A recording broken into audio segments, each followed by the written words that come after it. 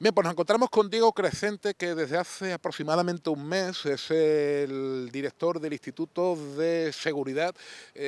Para que nos hagamos una idea, la institución que alberga el Observatorio de Ceuta y Melilla se encuentra en nuestra ciudad, porque en estos días se está presentando también en Ceuta el informe sobre la zona gris, que tanta repercusión ha causado a nivel nacional e incluso internacional.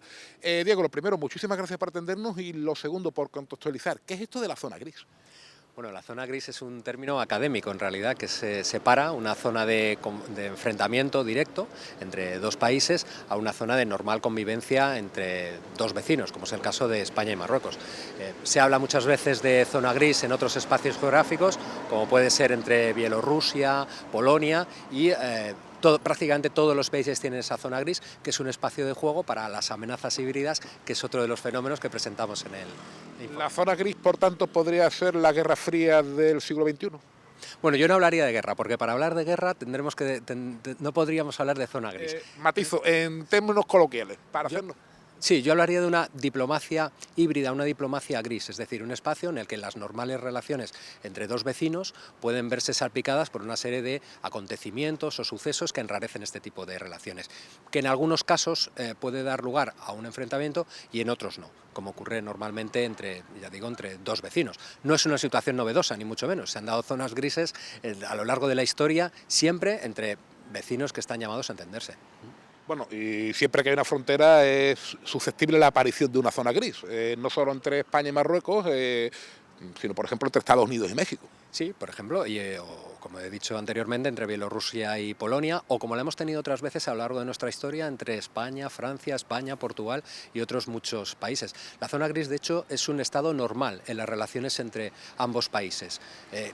De hecho, la vecindad o la paz no siempre debe significar armonía, o no siempre significa armonía. Siempre salen sucesos, acontecimientos o determinados actos que están en esa zona gris. Aquello que decían los romanos de si quieres la paz, prepárate para la guerra. Si vis pacem para bellum, pero luego también decían que si vis bellum, es decir, si vives en la guerra tienes que prepararte para otras cosas. Entonces el espacio de la zona gris es, digamos, ese terreno en el que se encuentra en una paz estable y normal, pero surgen esos terrenos que pueden derivar en otro tipo de enfrentamientos. Entrando ya en materia sobre la situación de Ceuta y Melilla, y dejando a un lado los condicionantes históricos que todos sabemos que son irrefutablemente favorables a la permanencia de Ceuta y Melilla dentro de España y de la Unión Europea, el futuro de ambas ciudades es quizás más un problema de cómo lo enfoque España que de las reivindicaciones de Marruecos, porque estas al menos hay que reconocerles que están claras. Bueno, efectivamente, pero yo creo que es que tanto Ceuta como Melilla nadie discute ni la españolidad ni la pertenencia. Muchas veces, de hecho, identificamos siempre con esa coletilla, ¿no?, desde la península, Ceuta y Melilla, cuando son dos realidades totalmente diferentes que no tienen nada que ver. Basta con darse un paseo por Ceuta, darse un paseo por Melilla y ver que son realmente dos ciudades diferentes, unidas en su diversidad, pero no por ello tienen que ser iguales.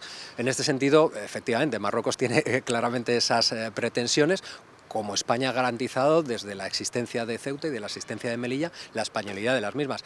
No debemos ver Ceuta y Melilla como dos ciudades aisladas, sino dos ciudades como puede ser Málaga, como puede ser Ávila, como puede ser Valladolid, ciudades españolas.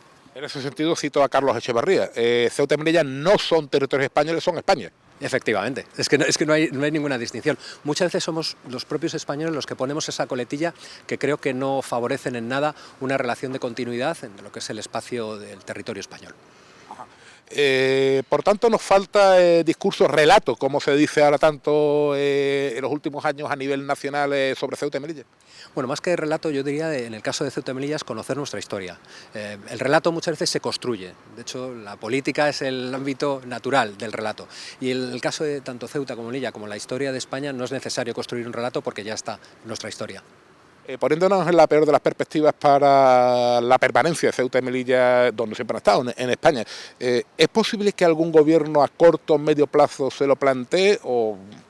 Imposible. Además, yo creo que no encontraríamos, seguro, en el espectro político, ideológico español, ningún partido, tendencia, plataforma o movimiento que defienda ese tipo de postulados, porque sería ir en contra de nuestra propia historia.